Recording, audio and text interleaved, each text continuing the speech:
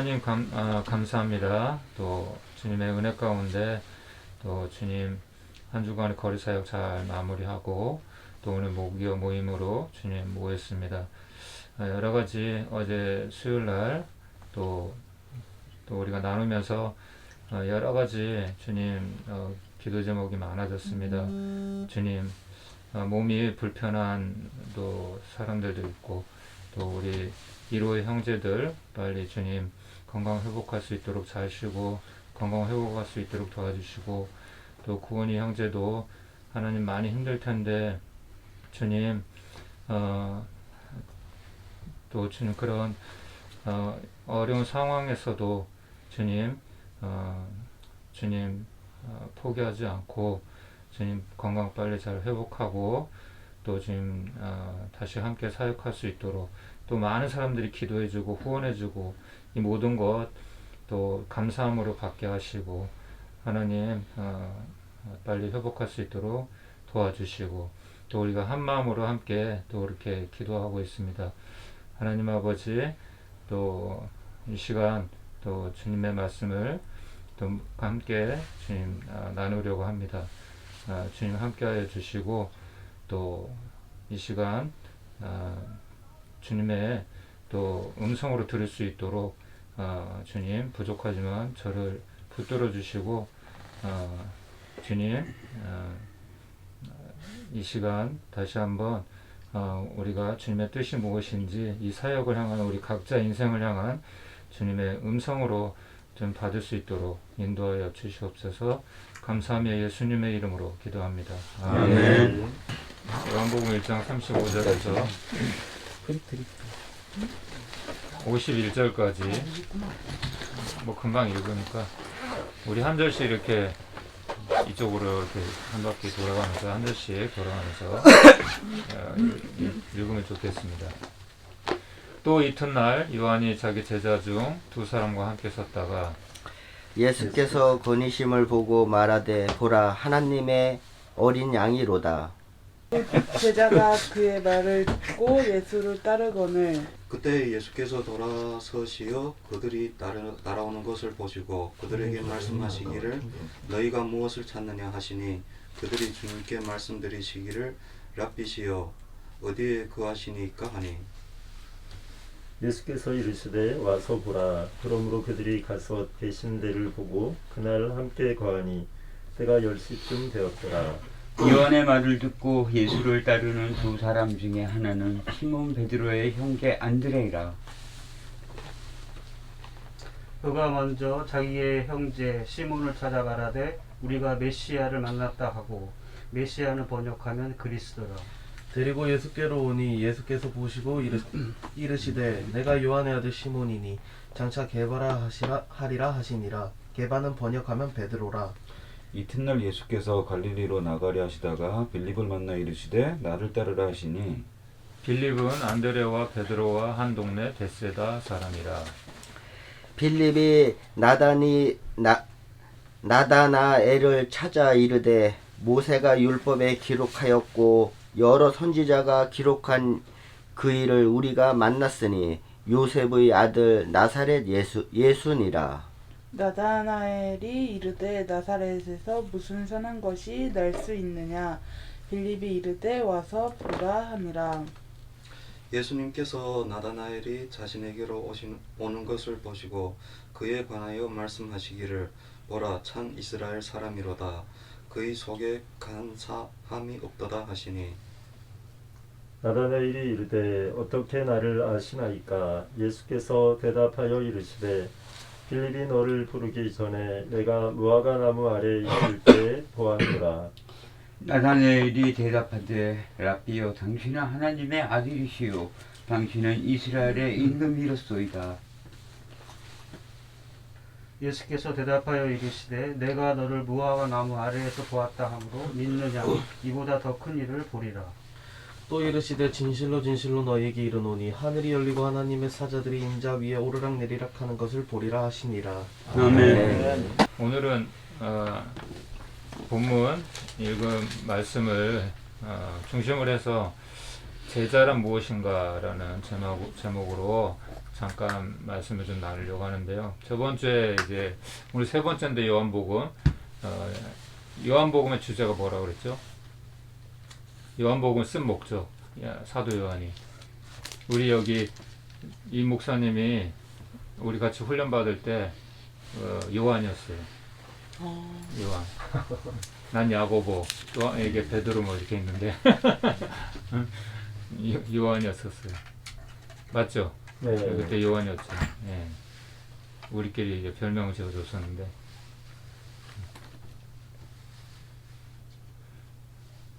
썰렁하네요. 그렇죠? 예. 그 요한이, 사도 요한이 이 요한복음을 기록한 목적이 있다고 했잖아요. 그 주제가, 그게 이제 주제라고 할 수 있는데, 바로 예수 그리스도께서 하나님의 아들이심과, 그리고 예수 그리스도를 믿어 영생에 이르는 것, 이것이 요한복음을 쓸 목적이라고 했습니다. 그럼 적어도 우리가 요한복음을 통해서 그런 어떤 예수님에 대한 그런 확신은 적어도 가져야 될 거라고 생각을 하는데, 그러면서 이제 요한이 이제 증거하기를 예수 그리스도께서는 하나님이신데, 태초에 하나님이셨는데 그 말씀이신 하나님이죠. 그 말씀이신 하나님이 육신의 모습으로 오신 분이 예수님이다. 그분이 빛으로 이 땅에 오셨는데 사람들이 그분을 영접하지 않았다. 왜? 사람들이 어둠 가운데 있었기 때문에 깨닫지 못했다는 거죠. 무지했다는 거죠. 그런데 영접하는 자, 그 이름을 믿는 자들에게는 하나님의 자녀가 되는 권세를 주셨다고 그렇게 말씀을 하셨어요. 그래서 성육신에 대해서 얘기를 하면서 이 사실을 증거하는 사람이 있었는데, 증인으로 온 사람이 있는데 세례 요한이다. 그것까지 저번 주에 이렇게 얘기를 했어요. 그러면서 증인의 중요성에 대해서 얘기를 했죠. 그렇죠? 나팔 소리가 전쟁 시에 바르게 소리를 내야 전쟁에 이길 수 있는 것처럼, 우리는 모두 그러한 세례 요한이 광야에서 외치는 소리였던 것처럼 우리는 각자의 소리, 복음의 소리가 되어야 된다. 그런 얘기를 했었습니다. 그래서 오늘 말씀을 또 이렇게 쭉 보면은 오늘은 제자에 대해서 좀 얘기를 좀 하려고 하는데, 세례 요한은 결코 자신을 드러내지 않았어요. 굉장히 세례 요한도 굉장히 사람들에게 존경을 받고 능력이 있는 그런 선지자였는데도 불구하고 네가 그리스도냐 했을 때, 난 그리스도가 아니다. 난 그의 신발끈을 풀기에도 부족한 사람이다. 그렇게 세례 요한은 자신의 역할이 무엇인 줄 알았고, 정확하게 자신의 역할에 그게 충실하게 했었던 사람이었는데, 그래서 예수님께도 사람이 낳은 아들 중에서 세례 요한만한 사람이 없다. 이렇게 아주 큰 칭찬을 받았던 사람인데, 왜냐하면 이것이 자신의 사명이었다는 것을 그는 태어날 때부터 그가 받은 사명, 주의 길을 예비하라, 주의 길을 평탄하게 하라, 광야에 외치는 소리로서 예수님의 길을 예비했던, 철저하게 자기는 감추고 오직 예수님만 드러나게 했던 그런 인생이었습니다. 그래서 세례 요한을 통해서 우리는 우리가 주인공이 아니라는 것, 우리의 역할은 조연인 것, 그렇죠? 마치 세례 요한이 비유한 것처럼 신랑 대신 결혼식에서는 신랑이 주인공이잖아요. 그렇죠? 자기는 들러리라는 거죠. 친구가 그렇게 신랑으로 입장할 때, 난 들러리로서 친구가 이렇게 그렇게 주인공으로서, 결혼식의 주인공으로서 그렇게 돋보일 때 나는 같이 기뻐할 수 있는 그런 들러리 역할이다, 이렇게 표현을 또 하기도 했는데, 그리고 주인이 아니라 종이라는 것이죠. 우리가 호가호이라는 말 있잖아요, 그렇죠? 호랑이 없는 곳에 여우가 왕노릇한다, 뭐 이런 말이잖아요. 그런데 우리는 우리 역할은 바로 이 호랑이가 아닌, 왕이 아닌 우리는 종으로서의 그 역할을 우리도 세례 요한처럼 감당을 해야 된다는 것이죠. 그래서 오늘 이렇게 말씀을 이렇게 보면은 다시 한번 이 요한의 겸손함이 먼저 드러납니다. 35절에 보면 또 이튿날 요한이 자기 제자 중 두 사람과 함께 섰다가 예수께서 지나가시는 것을 보고 말하되 보라 하나님의 어린 양이로다. 이렇게 소개를 합니다. 여러분, 이 세상에 누가 자기 제자를 다른 사람에게 빼앗기고 싶어 하는 사람이 누가 있어요? 오히려 더 자기 제자를 만들려고 하고, 제자뿐만 아니라 자기 것을 만들려고 하지, 내 것을 누구 주려고 손해보려고 하는 사람이 이 세상에 누가 있어요? 교회조차도 그렇잖아요. 내가 더 내 교회에 그 사람을 데려오려고 하지, 내가 주려고 하는 사람이 없잖아요. 근데 세례요한은, 여기서도 세례요한의 겸손함이 나타나는 것이, 보라, 내가 말한 분이 저분이다. 저분이 하나님의 어린 양이다. 오히려 자기 제자들한테 소개를 해줘요. 그러면서 세례요한은 뭐라고 얘기합니까? 그는 흥해야 하겠고 나는 망해야 하리라. 나중에 제자들이 그렇게 요한의 제자들이 있었는데 세례요한의 제자들이 그렇게 얘기해요. 예수님이 우리 사람들 다 뺏어갑니다. 그전에는 세례요한만 세례를 줬었거든요. 근데 예수님이 저기서 세례를 주고 있습니다. 다 예수님한테 저 사람한테 갑니다. 그때는 이제 예수님 누군지 모르니까 어떻게 합니까, 스승님? 그때 세례 요한이 그렇게 얘기해요. 그는 흥해야 하겠고 나는 쇠하여야 하리라. 그는 떠오르는 태양이고 나는 지는 태양이다. 이렇게 얘기를 했어요. 여기서도 세례 요한의 참 겸손한 모습이 드러나게 됩니다. 어쨌든 이제 세례 요한의 제자 중에서 그 얘기를 듣고 2명이 예수님을 찾아가요. 그 중에 한 사람이 누구냐면 시몬 베드로의 동생 안드레예요. 안드레. 여러분, 예수님의 제자 12제자 다 아세요? 모르죠. 그렇죠.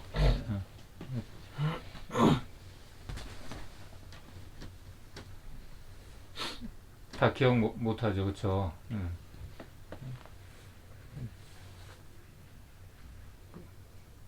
어쨌든 예수님의 12제자가 뭐가 중요하겠어, 그렇죠? 밥을 꼬박꼬박 먹는 게 더 중요하지, 그렇죠? 우리가 이 예수님의 12제자 중에서 오늘 이제 몇 제자가 다 나오지는 않고 이제 예수님께서 제자들을 택하시는 이제 그 내용인데, 그 바로 이제 안드레가 세례 요한의 제자였고, 그 안드레의 형이 베드로인데, 그 형을 이제 데리고 옵니다, 예수님께. 뭐라고 말했는지는 안 나오지만, 내가 예수님을 만났는데, 우리 같이 가보자. 그렇게 얘기를 했겠죠. 그래서 이제 베드로를 데리고 오고, 그리고 예수님이 나중에 빌립을 또 전도를 해요. 빌립은 베드로와 안드레와 같은 동네 사람이라고 그렇게 소개를 하고 있어요. 그 다음에 또 이제 빌립이 자기 친구 나다나엘이라는 사람을 또 전도해가지고 와요. 그 오늘 이 말씀을 통해서 좀 우리가 다 아는 말씀이잖아요. 많이 들었고 좀 생각해 보려고 하는 것은 여기에 보면은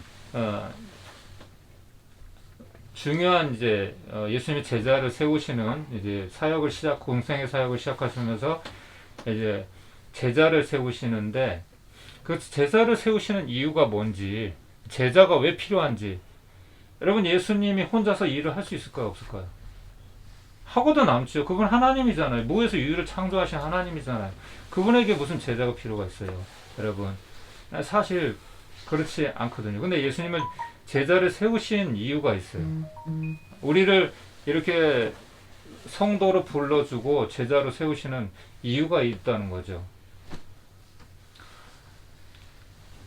이 내용을 통해서 예수님의 제자를 부르시는 이 내용을 통해서 우리는 이 안에 전도란 무엇인가, 우리가 예수를 믿으면 전도에 대해서 많이 들었을 텐데 전도에 대해서도 여기에 이제 조금 설명을 이제 우리가 좀 알 수 있거든요. 이 내용을 통해서 전도를 하잖아요. 이게 안드레가 베드로를 전도하고, 그렇죠? 또 빌립이 나다나엘을 전도하고 예수님께 이렇게 데리고 오잖아요.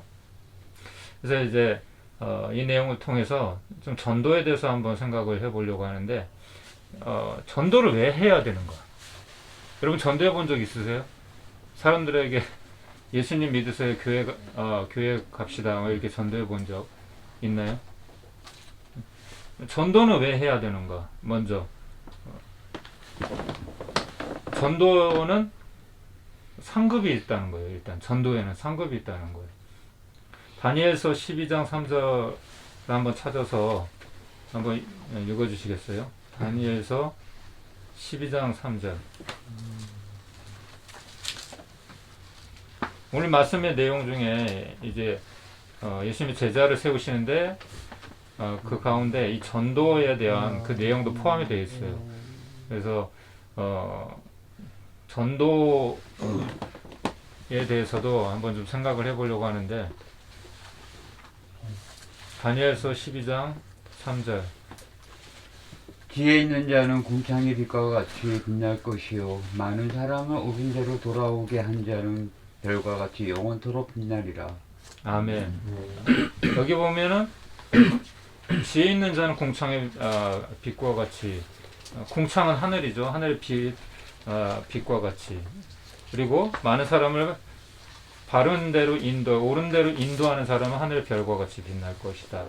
이렇게 말씀하시는데, 전도는 하늘나라에서 가장 상급이 큰 영역이에요. 이 세상에서 우리가 어떤 전적을 올리거나, 그렇죠? 업무나 업적에서 또 어떤 우리가 능력에 따라서 평가를 받잖아요. 그렇죠? 보험회사에서도 보험왕을 이렇게 뽑잖아요. 많은 사람을 그렇게 또 보험 성적이 업적이 좋은 사람들. 하늘나라에서는 영혼 구원이 가장 큰 상급이에요. 그래서 전도는 예수님을 간단하게 그냥 압축해서 얘기하면, 전도를 복잡하게 얘기할 필요 없고 예수님을 소개하고 또 예수님께로 데려오는 것, 예수님께로 인도하는 것, 그게 전도예요. 그래서 세례 요한이 이렇게 했던 것처럼, 안드레가 했던 것처럼, 빌립이 했던 것처럼, 그러니까 예수님과 전도 대상자 사이에서 그냥 다리 역할을 하는 거예요, 여러분. 다리는 뭐 다른 역할이 필요 있나요? 그냥 사람이 건널 수 있게만 해주면 되는 거잖아요. 그렇죠? 다른 게 필요 없어요. 그냥 내가 중간에서 그냥 그 역할만 해주면 되는 거예요. 중매자 역할을 해주는 거죠. 마치 뭐 이런 이제 비유는 좀 이상하게 들릴 수도 있겠지만, 마치 용한 무당을 소개해 준다거나 또 맛집을 소개해 주는 것과 좀 비슷한 거죠. 어떤 목사님은 그렇게 전도를 한다고 해요. 그러니까 성도들한테 나한테만 데리고 와라. 용한 사람이 있는데 그분 정말 영역이 있고 정말 기도가 능력이 있다. 그렇게만 해서 네가 그냥 말로서든 뭐 다 못할 것 같으면, 자신 없으면 말로 이렇게 전도해서 교회 데리고 올 자신 없으면 그냥 나한테만 데리고 와라. 그렇게 해가지고 그냥 목사님께로 오늘 한번 같이 가보자고. 좋은 목사님 계시는데 우리 가서 같이 우리 말씀 들어보자고. 그렇게 해서 데리고 와서 전도를 하는 경우도 많이 있다고 하더라고요. 그러니까 세례 요한이나 안드레 또 빌립처럼 이들이 뭐 다른 것을 한 게 없잖아요. 그렇죠?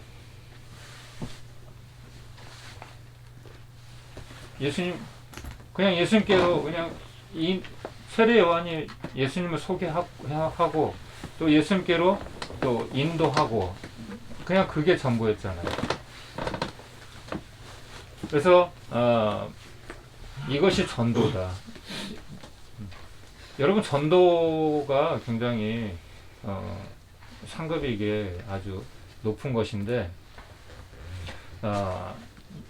저도 전도하는 거 참 쉽지 않더라고요. 내 가족도 참 전도하는 게. 근데 사실 우리가 가장 이 말씀을 통해서도 우리가 알 수 있는 것은 전도하기 가장 쉬운, 어려우면서도 가장 쉬운 대상자가 바로 내 주변에 있는 사람들이에요. 다른 사람들은 만날 기회가 많이 없잖아요. 이 다 한 동네 사람이란 말이죠. 안드레, 베드로 형제고, 또 빌립 같은 동네 사람이고, 같은 마을 사람이고, 나다나엘도 그렇고. 보통 이게 전도는 내 주변에서 시작을 하는 것 같아요.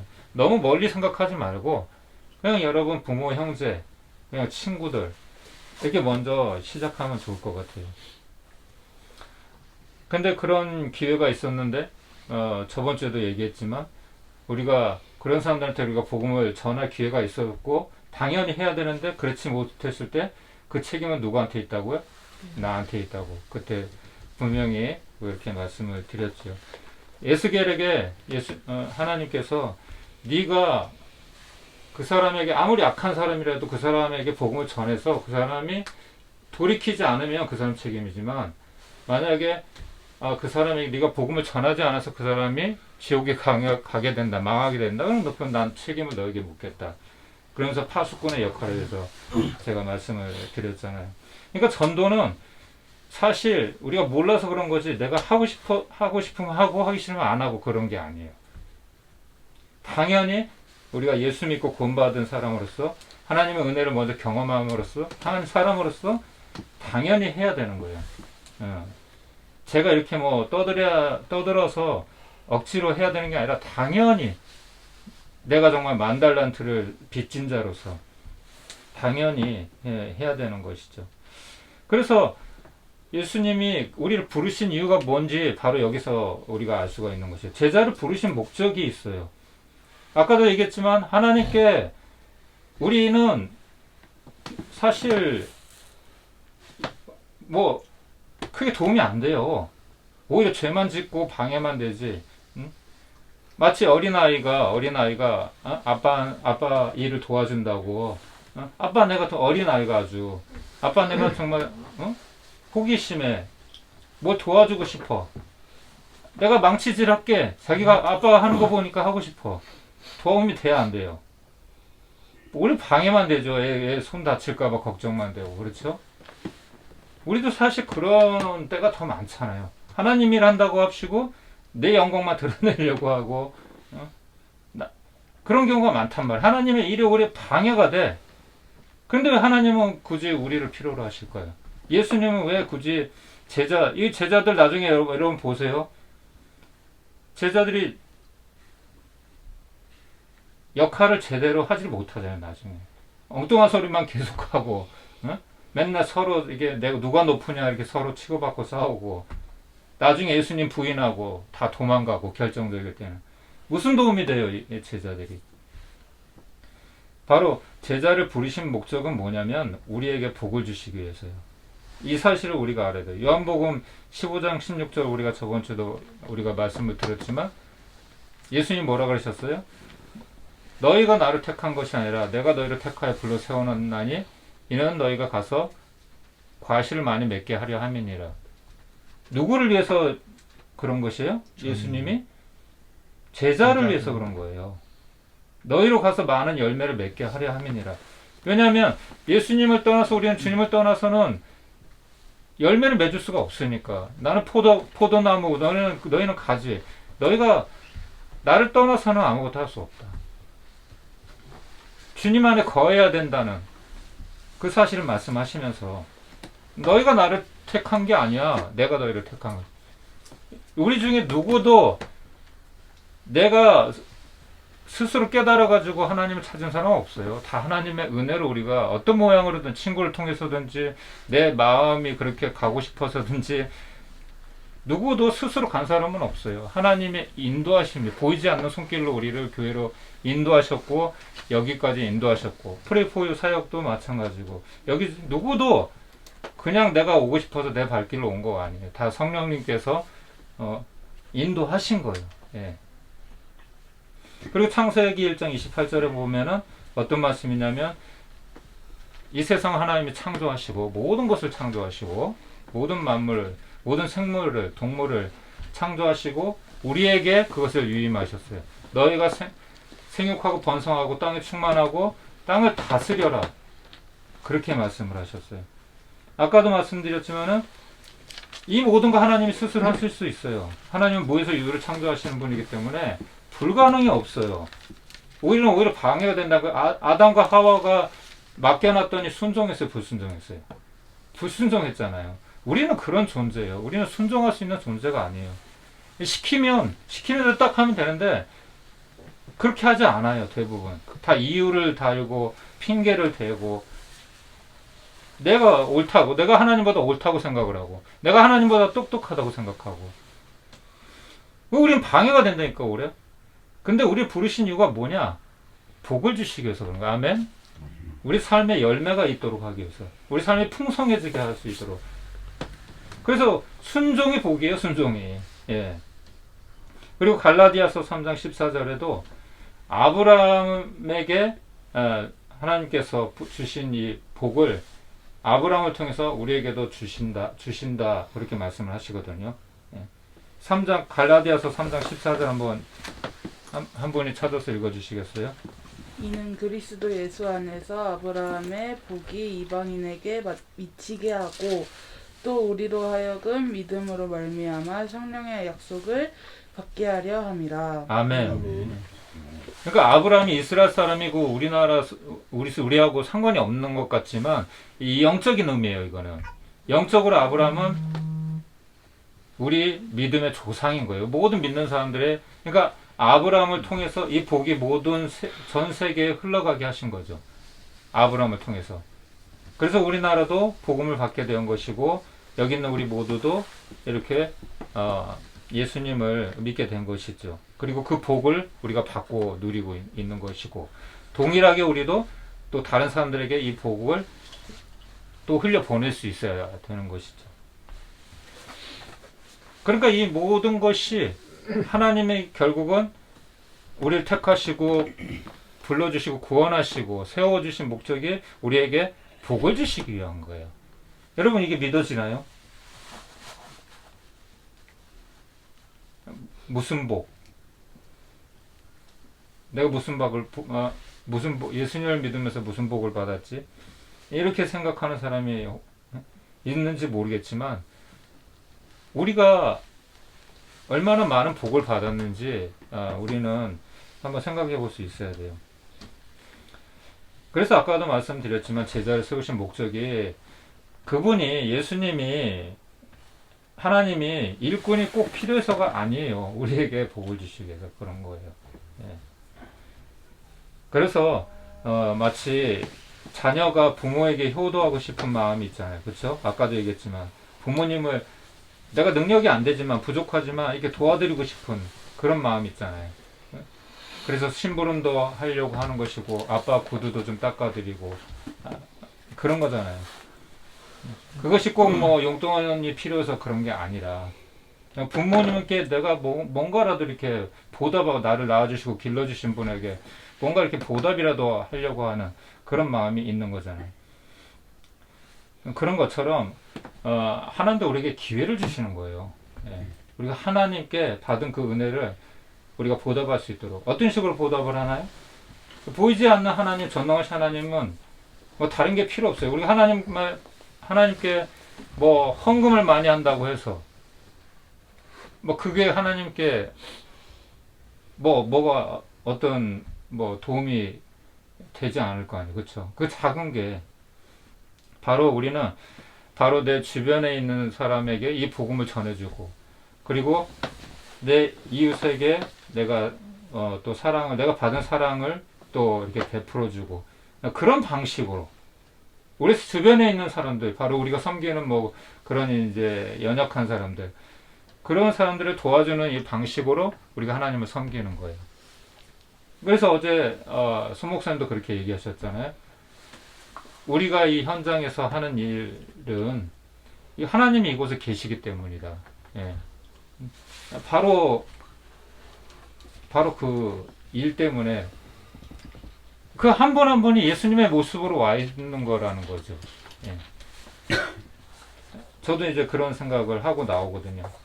이분이 예수님이다 하는 마음으로, 거리에 계시는 예수님의 모습으로 우리가 그분들을 이렇게 한 분 한 분 찾아가고 도와드리는 것이 예수님께 하는 거예요. 이 작은 소자에게 하는 것이 곧 나에게 한 것이다.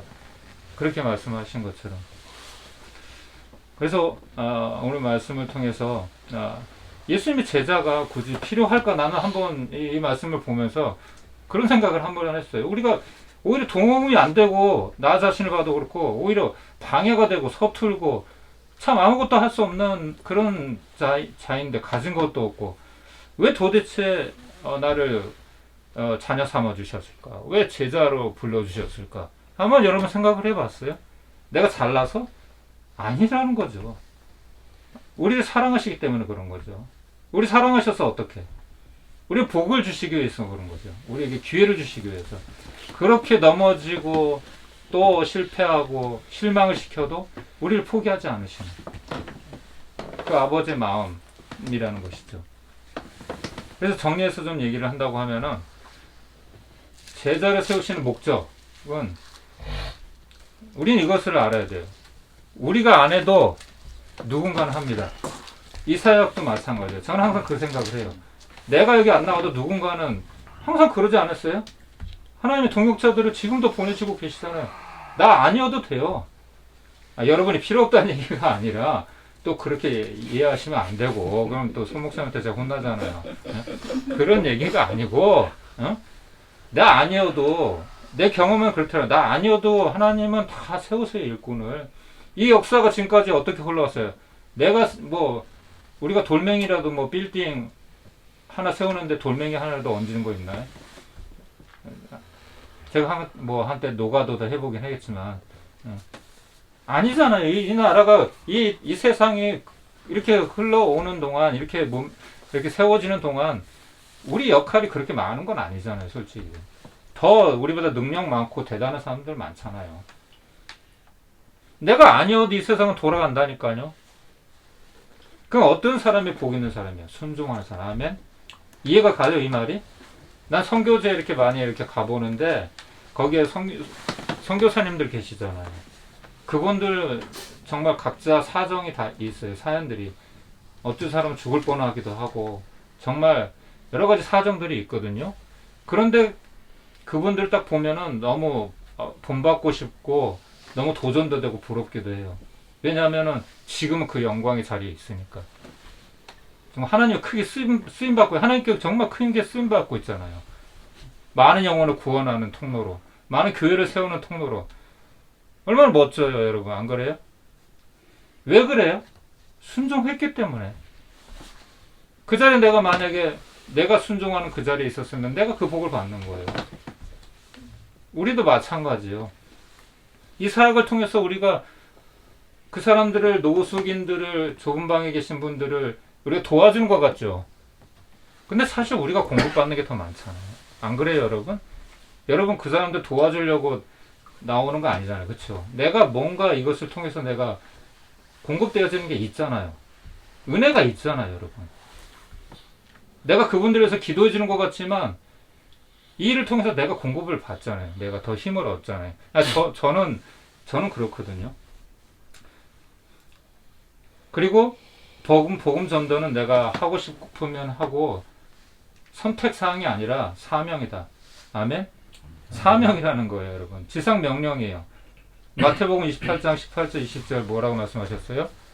하늘과 땅의 모든 권세를 내게 주셨으니 너희는 가서 모든 족속으로 제자를 삼아 아버지, 아들과 성령의 이름으로 세례를 주고 내가 분부한 모든 것을 그들에게 가르쳐 지키게 하라. 그렇게 말씀하셨죠. 여러분, 복음 전도는 사명이라는 것. 사도행전 1장 8절에도 성령이 임하시면 너희가 권능을 받고 예루살렘과 온 유대와 사마리아와 땅끝까지 이르러 내 증인이 되리라. 그렇게 말씀하셨죠. 그리고 마지막으로 주님이 제자를 세우시는 우리를 제자로 부르신 목적은 무엇이냐? 우리는 복음의 빚을 진 사람이라는 것을 기억을 해야 됩니다. 우린 여기 누구도 빚을 지지 않은 사람이 없어요. 예. 어떤 선교사님이 그런 이제 간증을 하는 걸 이게 들었는데, 하나님이 자기 하나 구원하기 위해서, 예수 믿게 하기 위해서 얼마나 많은 사람들이 희생을 하고 하나님이 얼마나 많은 투자를 하고 그거를 얘기를 하더라고요. 근데 굉장히 공감이 가더라고요. 나 하나, 저도 마찬가지인 것 같아요. 저 하나 구원하기 위해서 얼마나 많은 사람들이 피눈물을 흘려야 했고, 기다려주고, 참고, 인내해주고, 하나님이 나에게 투자한 그것을 생각하면 죽을 때까지도 못 갚을 것 같아요. 나의 이거를 갖다가. 여러분들은 어떤지 모르겠어요. 사람마다 다르겠지만. 그래서 우리가 그냥 아무 이유 없이 우리가 그냥 예수 믿는 게 아니라는 거죠. 우리는 모두 빚진 자라는 거죠. 이 복음에 대해서 빚을 진 사람이에요. 그래서 우리가 또 거리에 나가는 것이고, 그런 마음으로 그냥 내가 그냥 나가는 거다, 그렇게 생각 안 했으면 좋겠어요. 내가 빚진 마음으로, 이 빚을 갚는 마음으로, 하나님께 내 받은 사랑이 너무나 커서 그 감사한 마음으로 오늘도 내가 조금이라도 섬길 수 있는 그런 마음으로 우리가 이 사역을 좀 감당을 좀 했으면 좋겠어요. 그냥 우리 삶도 하루하루 이렇게 살아가는데 정말 그런 마음으로 주님이 왜 나를 불러주셨는지, 나를 택하여 주셨는지, 내가 그렇게 뭐 사랑스러워서 그런 것도 아니고.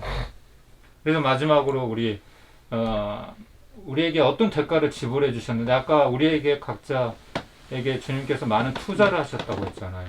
예.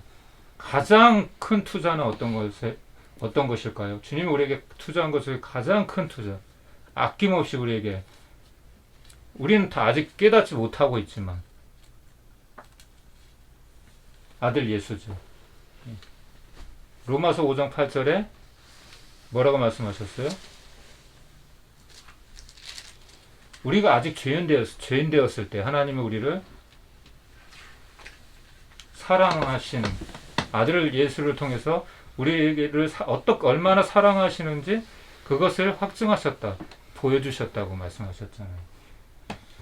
이 사실을 우리가 기억을 했으면 좋겠어요. 저도 그렇고 여러분도 그렇고, 이 하나님의 그 사랑이 아들 예수까지 내어주시기까지, 죽기까지 내어주신, 자신을 희생하신 그 사랑을 우리가 기억하고 우리가 제자를 부르심을 받았다. 그래서 전도가 우리에게 부담이 아니라 그냥 당연히 내가 받은 은혜에 정말 감사하면서 나눠주는 삶을 살아야 되고, 베풀어주는 삶을 살아야 되고, 희생하는 삶을 살아야 된다는 거 우리가 기억하면서 다음 한 주간 우리가 살았으면 좋겠습니다. 아멘. 아멘. 우리 같이 합심해서 먼저 같이 오늘 말씀 기억하면서 또 기도하고, 우리 환우들을 위해서 군이 형제와 또 우리 환우들을 생각하면서 함께 우리 기도하고요. 기도하고 우리 목사님 마무리 기도해 주시고 마치겠습니다. 하나님 감사합니다. 아버지, 오늘 하나님 아버지 제자 감사합니다. 주님의 제자를 하나님 우리를 부르셨는지, 부르신 은혜, 지금 우리를 세워주셨는지, 부르신 사랑, 하나님 하나님 아버지 우리를 세우신 것, 하나님 우리의 자격이 아니라 하나님의 은혜로 왜 필요로 하시는지 부르셨고, 우리는 정말 도움이 안 되는데 하나님의 사랑으로 우리를 사실에 대해서 우리가 부르셨고, 한번 생각을 하나님 아버지 그 해보았습니다. 사랑, 하나님 아버지, 하나님 아버지 알도록, 안드레가 베드로를 또 전도한 것처럼 하나님 아버지 주님, 세례 예수님 요한이 알도록 제자들을 그 영광을 또 보도록 예수님을 하나님 소개해 아버지 준 것처럼 우리에게 하나님 아버지 축복을 부어주시고, 하나님 아버지 우리를 인도하여 주신 것 감사합니다. 우리는 정말 빚진 자로, 하나님 아버지 얼마나 많은 우리를 정말 빚을 하나님의 졌는지, 많은 사람들이 하나님 아버지 자녀요, 주님, 또 우리 하나님 때문에 아버지 많이 제자로 정말 부르신 주님, 하나님 또 아버지 그 많이 크신 희생을 은혜, 하고, 주님, 하나님 아버지 늘 기억하며 감사와 하나님 아버지 찬양과 영광으로 살아갈 수 있도록 기억하고, 좀 인도하여 하나님 주시옵소서. 우리 아버지, 또 나아가실 오, 것을 주님. 도와주옵소서. 우리를 위하여 독생자 예수 그리스도를 아낌없이 하나님 내어주신 주님의 은혜를 감사하고 주님의 그 사랑을 찬양하며 영광을 주께 올려드립니다. 하나님 우리를 부르신 것이 하나님 우리의 자격이 아니라 오직 하나님의 은혜로 되어진 것, 하나님 우리로 더욱 알게 하여 주시고 하나님 그 은혜로 말미암아 살게 하시고 은혜 아니면 살아갈 수 없음을 하나님 아버지 날마다 고백하며 자기를 부인하고 자기 십자가를 지고 나를 따르라 하시는 하나님 주님의 그 음성 앞에 하나님 반응하며 오직 예수님으로 살아가기를, 하나님 예수는 그리스도심을, 하나님 예수는 나의 주님이시오 나의 왕이시오 나의 생명이심을 하나님 믿음으로 취하며 하나님 끝까지 믿음으로 한 걸음씩 나아갈 수 있도록 하나님 우리를 붙드시고 인도하여 주시옵소서. 하나님 아버지 하나들을 위하여 기도했습니다. 우리 구원이 형제님 주님 기억하여 주시고 또 거리에서 생활하는 많은 분들 하나님 아버지 건강과 또 그 마음 가운데 하나님 아버지 참 믿음으로 설 수 있도록 예수님을 만날 수 있도록 성령의 역사로 함께하여 주시기를 간절히 소원합니다. 또한 그들을 섬기기 위하여 하나님 아버지 함께 수고하는 하나님 주의 형제 자매들 하나님께서 기억하여 주시고 날마다 성령 충만함으로 하나님 주님이 주시는 힘으로 감당할 수 있도록 주님 함께 하시며 하나님 무엇보다 나를 위해 십자가에 죽으시고 부활하신 하나님 아버지의 역사를 하나님 주관하시고 다스리시는 그 하나님 모든 것 다 이루어 놓으신 하나님 그 예수 그리스도의 하나님 은혜를 붙잡고 하나님 믿음으로 끝까지 승리할 수 있도록 우리를 인도하여 주시옵소서. 모든 영광 주께 올려드리며 우리를 십자가로 구원하신 예수 그리스도의 이름으로 기도하옵나이다. 아멘.